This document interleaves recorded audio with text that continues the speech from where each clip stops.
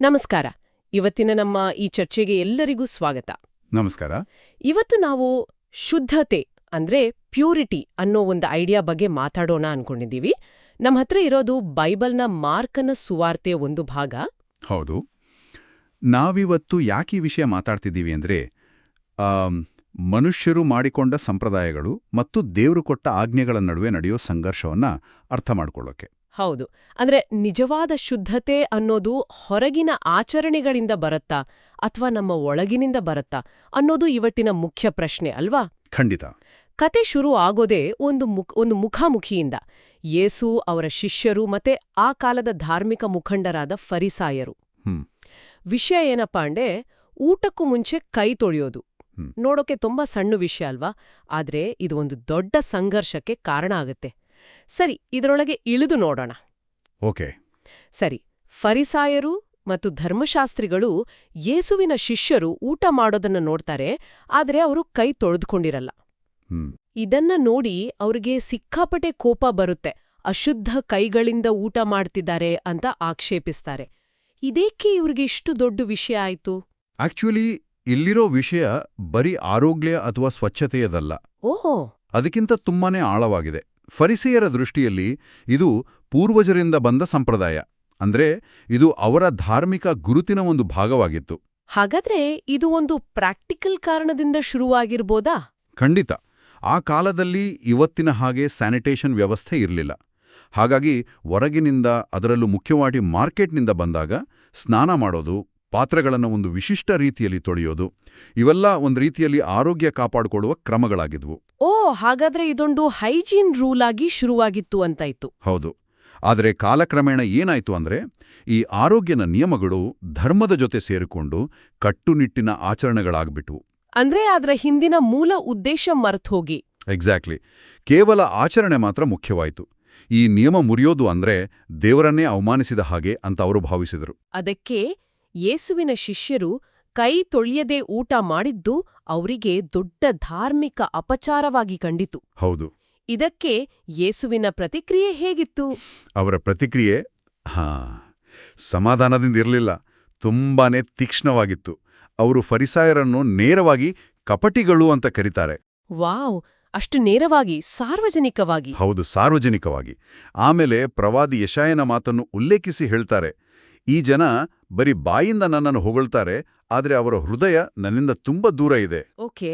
ಅವರು ಮನುಷ್ಯರು ಮಾಡಿರೋ ಕಟ್ಟಳೆಗಳನ್ನೇ ದೇವರ ವಾಕ್ಯ ಅಂತ ಬೋಧಿಸೋದ್ರಿಂದ ಅವರು ಮಾಡೋ ಪೂಜೆ ಪುನಸ್ಕಾರ ಎಲ್ಲವೂ ವೇಸ್ಟ್ ಅಂತ ಹೇಳ್ತಾರೆ. ಇದು ತುಂಬಾ ದೊಡ್ಡ ಆರೋಪ. ಸುಮ್ಮನೆ ಕಪಟಿಗಳು ಅಂದ್ರೆ ಜನ ಒಪ್ಕೋತಾರಾ? ತನ್ನ ಮಾತನ್ನು ಸಮರ್ಥಿಸಲು ಅವರೇನಾದ್ರೂ ಉದಾಹರಣೆ ಕೊಟ್ರಾ? ಖಂಡಿತ. ಅಲ್ಲೇ ವಿಷಯ ಇನ್ನಷ್ಟು ಇಂಟ್ರೆಸ್ಟಿಂಗ್ ಆಗೋದು. ಯೇಸು ಈ ಜಗಳವನ್ನು ಕೈ ತೊಳೆಯೋದು ಸರಿನಾ ತಪ್ಪಾ ಅನ್ನೋ ಮಟ್ಟದಿಂದ ನಿಜವಾದ ಧರ್ಮ ಅಂದ್ರೆ ಏನು ಅನ್ನೋ ಮಟ್ಟಕ್ಕೆ ತಗೊಂಡು ಹೋಗ್ತಾರೆ. ಹೌದು, ಅವರ ಮುಖ್ಯ ಆರೋಪ ಇದಾಗಿತ್ತು. ನೀವು ದೇವರ ಆಜ್ಞೆಯನ್ನೇ ಬದಿಗಿಟ್ಟು ಮನುಷ್ಯರು ಮಾಡಿರೋ ಸಂಪ್ರದಾಯಗಳನ್ನ ಗಟ್ಟಿಯಾಗಿ ಹಿಡ್ಕೊಂಡಿದ್ದೀರಿ. ಇದನ್ನ ಸಾಬೀತುಪಡಿಸಲು ಅದಕ್ಕೆ ಅವರು ಕುರ್ಬಾನ್ ಅನ್ನೋ ಒಂದು ಅದ್ಭುತ ಉದಾಹರಣೆ ಕೊಡ್ತಾರೆ. ಕುರ್ಬಾನ್ ಏನಿದು? ತಂದೆ ತಾಯಿಗಳನ್ನು ಗೌರವಿಸಬೇಕು ಅನ್ನೋದು ದೇವರ 10 ಆಜ್ಞೆಗಳಲ್ಲಿ ಒಂದು ಅಲ್ವಾ? ಹೌದು, ಅದು ತುಂಬಾ ಮೂಲಭೂತವಾದದ್ದು. ಅಂದ್ರೆ ವಯಸ್ಸಾದ ತಂದೆ ತಾಯಿಗಳನ್ನು ನೋಡಿಕೊಳ್ಳೋದು ಮಕ್ಕಳ ಕರ್ತವ್ಯ. ಆದರೆ ಫರಿಸಾಯರ ಒಂದು ಸಂಪ್ರದಾಯ ಇತ್ತು. ಅದರ ಪ್ರಕಾರ ಒಬ್ಬ ವ್ಯಕ್ತಿ ತನ್ನ ಆಸ್ತಿಯನ್ನ ಕುರ್ಬಾನ್ ಅಂತ ಘೋಷಿಸ್ಬಿಡ್ಬೋದು. ಕುರ್ಬಾನ್ ಅಂದ್ರೆ ದೇವರಿಗೆ ಮುಡಿಪಾಗಿಟ್ಟದ್ದು ಅಂತನಾ? ನಿಖರವಾಗಿ, ದೇವರಿಗೆ ಮುಡಿಪಾಗಿಟ್ಟದ್ದು ಅಂತ ಅರ್ಥ. ಓಕೆ. ಹಾಗೆ ಮಾಡಿದ್ರೇನಾಗ್ತಿತ್ತು? ಒಮ್ಮೆ ಒಬ್ಬ ವ್ಯಕ್ತಿ ತನ್ನ ಆಸ್ತಿಯನ್ನ ಕುರ್ಬಾನ್ ಅಂತ ಹೇಳ್ಬಿಟ್ರೆ ತಾಂತ್ರಿಕವಾಗಿ ಆ ಆಸ್ತಿ ದೇವರಿಗೆ ಸೇರಿದ್ದು. ಅಂದ್ರೆ ನನ್ನ ಆಸ್ತಿ ಈಗ ದೇವರಿಗೆ ಸೇರಿದೆ, ಅದನ್ನ ನನ್ನ ತಂದೆ ತಾಯಿಗಳಿಗೆ ಕೊಡೋಕ್ಕಾಗಲ್ಲ ಅಂತ ಹೇಳಿ ಜವಾಬ್ದಾರಿಯಿಂದ ತಪ್ಪಿಸ್ಕೊಳ್ಬೋದಿತ್ತು. ಅಬ್ಬಾ, ಅಂದ್ರೆ ಧರ್ಮದ ಹೆಸರಿನಲ್ಲಿ ಒಂದು ಸಂಪ್ರದಾಯವನ್ನು ಬಳಸಿಕೊಂಡು ದೇವರ ಒಂದು ಮೂಲಭೂತ ಆಜ್ಞೆಯನ್ನೇ ಮುರಿಯುತ್ತಿದ್ರು ಅಂತ ಆಯ್ತು. ಅದೇ ಯೇಸದನ್ನೇ ಹೇಳ್ತಾರೆ, ನಿಮ್ಮ ಸಂಪ್ರದಾಯದ ನೆಪದಲ್ಲಿ ತಂದೆ ತಾಯಿಗಳನ್ನು ನೋಡಿಕೊಳ್ಳಬೇಕು ಅನ್ನೋ ದೇವರ ಆಜ್ಞೆಯನ್ನೇ ನೀವು ನಿರರ್ಥಕ ಮಾಡ್ತಿದ್ದೀರಿ ಅಂತ ಆರೋಪ ಮಾಡ್ತಾರೆ. ಒಂದ್ ನಿಮಿಷ, ಹಾಗಾದ್ರೆ ಎಲ್ಲಾ ಸಂಪ್ರದಾಯಗಳು ಕೆಟ್ಟವೆ, ಯೇಸು ಸಂಪ್ರದಾಯಗಳ ವಿರೋಧಿಯಾಗಿದ್ರಾ? ಇಲ್ಲ. ತುಂಬಾನೇ ಒಳ್ಳೆ ಪ್ರಶ್ನೆ. ಯೇಸು ಇಲ್ಲಿ ಸಂಪ್ರದಾಯಗಳನ್ನೇ ವಿರೋಧಿಸ್ತಿಲ್ಲ. ಸಮಸ್ಯೆ ಇರೋದು ಆದ್ಯತೆಗಳಲ್ಲಿ, ಪ್ರಯಾರಿಟೀಸ್. ಹೌದು. ಒಂದು ಸಂಪ್ರದಾಯವು ದೇವರ ಮೂಲಭೂತ ಆಜ್ಞೆಯಾದ ಪ್ರೀತಿ, ನ್ಯಾಯ ಅಥವಾ ಕರುಣೆಯನ್ನು ಮೀರಿ ನಿಂತಾಗ ಆಗ ಅದು ಸಮಸ್ಯೆ ಆಗುತ್ತೆ. ಯೇಸು ಕೇಳ್ತಿರೋ ಪ್ರಶ್ನೆನೇ ಅದು. ನಿಮ್ಮ ಆಚರಣೆಗಳು ನಿಮ್ಮನ್ನು ಹೆಚ್ಚು ಪ್ರೀತಿಯುಳ್ಳವರನ್ನಾಗಿ ಮಾಡ್ತೀವಿಯಾ ಅಥವಾ ಕಠಿಣ ಹೃದಯದವರನ್ನಾಗಿ ಮಾಡ್ತೀವಿಯಾ? ಸರಿ, ಇದು ತುಂಬಾ ಸ್ಪಷ್ಟವಾಯ್ತು. ಯೇಸು ಕಾರ್ಬಾನ್ ಉದಾಹರಣೆ ಕೊಟ್ಟು ತಮ್ಮ ಪಾಯಿಂಟ್ ಪ್ರೂವ್ ಮಾಡಿದ್ರು. ಆದ್ರೆ ಅವರು ಅಷ್ಟಕ್ಕೆ ನಿಲ್ಲಿಸಿಲ್ಲ ಅನ್ಸುತ್ತೆ. ಇಲ್ಲ, ಅಲ್ಲೇ ಈ ಚರ್ಚೆ ಒಂದು ಕ್ರಾಂತಿಕಾರಿ ತಿರುವು ಪಡೆಯುತ್ತೆ. ಅವರು ಜನರನ್ನ ಹತ್ತಿರ ಕರೆದು ಒಂದು ಮಾತು ಹೇಳ್ತಾರೆ. ಏನ್ ಹೇಳ್ತಾರೆ? ಕೇಳಿ, ಅರ್ಥ ಮಾಡ್ಕೊಳ್ಳಿ, ಹೊರಗಿನಿಂದ ಮನುಷ್ಯನ ದೇಹದೊಳಗೆ ಹೋಗೋ ಯಾವ ವಸ್ತುವು ಅವನನ್ನು ಅಶುದ್ಧ ಮಾಡೋಕೆ ಸಾಧ್ಯವಿಲ್ಲ. ಒಂದು ನಿಮಿಷ, ಏನು? ಹೌದು, ಬದಲಿಗೆ ಅವನ ಒಳಗಿನಿಂದ, ಅವನ ಹೃದಯದಿಂದ ಹೊರಗೆ ಬರೋದೇ ಅವನನ್ನು ಅಶುದ್ಧ ಮಾಡುವುದು ಅಂತ ಹೇಳ್ತಾರೆ. ವಾವ್, ಇದು ಆ ಕಾಲದ ಯಹೂದಿಯರಿಗೆ ದೊಡ್ಡ ಶಾಕ್ ಆಗಿರ್ಬೇಕಲ್ವೇ? ಯಾಕಂದ್ರೆ ಅವರಿಗೆ ಶುದ್ಧ ಮತ್ತು ಅಶುದ್ಧ ಆಹಾರಗಳ ಬಗ್ಗೆ ದೊಡ್ಡ ಪಟ್ಟಿಯೇ ಇತ್ತಲ್ಲ. ಖಂಡಿತವಾಗಿಯೂ ದೊಡ್ಡ ಶಾಕ್. ಯೇಸು ಈ ಒಂದು ಮಾತಿನಿಂದ ಶತಮಾನಗಳಿಂದ ಪಾಲಿಸಿಕೊಂಡು ಬಂದಿದ್ದ ಆಹಾರ ನಿಯಮಗಳ ಅಡಿಪಾಯವನ್ನೇ ಅಲ್ಲಾಡಿಸ್ಬಿಟ್ರು. ಆಹಾರ ಹೊಟ್ಟೆಗೆ ಹೋಗುತ್ತೆ, ಆಮೇಲೆ ಹೊರ ಹೋಗುತ್ತೆ, ಅದು ಆತ್ಮವನ್ನು ಮುಟ್ಟಲ್ಲ ಅನ್ನೋದು ಅವರ ವಾದ. ಹೌದು, ಮೂಲ ಗ್ರಂಥದ ವಿಶ್ಲೇಷಣೆಯಲ್ಲಿ ಒಂದು ಮಾತು ಬರುತ್ತೆ. ಹೀಗೆ ಹೇಳುವ ಮೂಲಕ ಯೇಸು ಎಲ್ಲ ಆಹಾರ ಪದಾರ್ಥಗಳು ಶುದ್ಧವೆಂದು ಸೂಚಿಸಿದರು. ಇದು ಕ್ರೈಸ್ತ ಧರ್ಮದಲ್ಲಿ ಆಹಾರದ ಬಗೆಗಿನ ದೃಷ್ಟಿಕೋನವನ್ನೇ ಕಂಪ್ಲೀಟ್ ಆಗಿ ಬದಲಾಯಿಸಿತು. ಹಾಗಾದ್ರೆ ಹೊರಗಿನಿಂದ ಬರೋ ಆಹಾರ ನಮ್ಮನ್ನು ಅಶುದ್ಧ ಮಾಡೋದಿಲ್ಲ ಅಂದ್ರೆ ನಿಜವಾದ ಅಶುದ್ಧತೆ ಎಲ್ಲಿಂದ ಬರುತ್ತೆ? ಒಳಗಿನಿಂದ ಅಂದ್ರೆ? ಹೃದಯದಿಂದ ಅಂತವರು ಸ್ಪಷ್ಟವಾಗಿ ಹೇಳ್ತಾರೆ. ಹೃದಯ ಅಂದ್ರೆ? ಬೈಬಲ್ನ ಭಾಷೆಯಲ್ಲಿ ಹೃದಯ ಅಂದ್ರೆ ಬರೀ ರಕ್ತ ಪಂಪ್ ಮಾಡೋ ಅಂಗಲ್ಲ. ಅದು ನಮ್ಮ ಯೋಚನೆ, ನಮ್ಮ ಇಚ್ಛೆ, ನಮ್ಮ ಭಾವನೆಗಳು, ನಮ್ಮ ವ್ಯಕ್ತಿತ್ವದ ಕಂಟ್ರೋಲ್ ಸೆಂಟರ್ ಇದ್ದ ಹಾಗೆ. ಓಕೆ. ಕೆಟ್ಟದ್ದು ಹುಟ್ಟೋದೋ ಅಲ್ಲಿಂದನೇ ಅಂತ ಯೇಸು ಹೇಳ್ತಾರೆ. ಇದನ್ನ ವಿವರಿಸೋಕೆ ಅವರು ಒಂದು ಲಿಸ್ಟ್ ಕೂಡ ಕೊಡ್ತಾರಲ್ವಾ? ಹೌದು, ನಮ್ಮ ಹೃದಯದಿಂದ ಬರೋ 13 ಕೆಟ್ಟ ಗುಣಗಳ ಒಂದು ಲಿಸ್ಟ್ ಕೊಡ್ತಾರೆ. ದುರಾಲೋಚನೆ, ಅನೈತಿಕತೆ, ಕಳ್ಳತನ, ಕೊಲೆ, ಹೀಗೆ ಹೋಗುತ್ತೆ ಆ ಲಿಸ್ಟ್. ಈ ಲಿಸ್ಟ್ ನೋಡಿದ್ರೆ ಇದರಲ್ಲಿ 2 ತರದ ವಿಷಯಗಳಿವೆ ಅಂತ ನನಗನ್ಸತ್ತೆ. ಹೇಳಿ. ಒಂದು, ಕೊಲೆ ಕಳ್ಳತನದಂತಹ ಹೊರಗಣ್ಣಿಗೆ ಕಾಣೋ ತಪ್ಪುಗಳು, ಅಂದ್ರೆ ಆಕ್ಷನ್ಸ್. ಸರಿ. ಇನ್ನೊಂದು, ಅಸೂಯೆ, ಅಹಂಕಾರದಂತಹ ಒಳಗೆ ಇರೋ ಗುಣಗಳು, ಆಟಿಟ್ಯೂಡ್ಸ್. ತುಂಬಾನೇ ಚೆನ್ನಾಗಿ ಗಮನಿಸ್ತ್ರಿ. ಇದು ಕೇವಲ ಒಂದು ಹಳೆಯ ಕಾಲದ ಪಾಪಗಳ ಪಟ್ಟಿಯಷ್ಟೇ ಅಲ್ಲ. ಇವತ್ತಿನ ಮನೋವಿಜ್ಞಾನ, ಅದರಲ್ಲೂ ಕಾಗ್ನಿಟಿವ್ ಬಿಹೇವಿಯರಲ್ ಥೆರಪಿ ಅಂತ ಹೇಳ್ತಾರಲ್ಲ, ಸಿಬಿಟಿ. ಹೌದು, ಸಿಬಿಟಿ. ಅದೂ ಕೂಡ ಇದೇ ತತ್ವದ ಮೇಲೆ ಕೆಲಸ ಮಾಡುತ್ತೆ. ನಮ್ಮ ನಡವಳಿಕೆಗಳು ನಮ್ಮ ಆಳವಾದ ಯೋಚನೆಗಳು ಮತ್ತು ನಂಬಿಕೆಗಳಿಂದ ಹುಟ್ಟುತ್ತವೆ ಅಂತ. ಅಂದ್ರೆ ಯೋಚನೆ ಸರಿ ಇಲ್ದಿದ್ರೆ ಕೆಲ್ಸನೂ ಸರಿ ಇಲ್ಲ. ನಿಖರವಾಗಿ.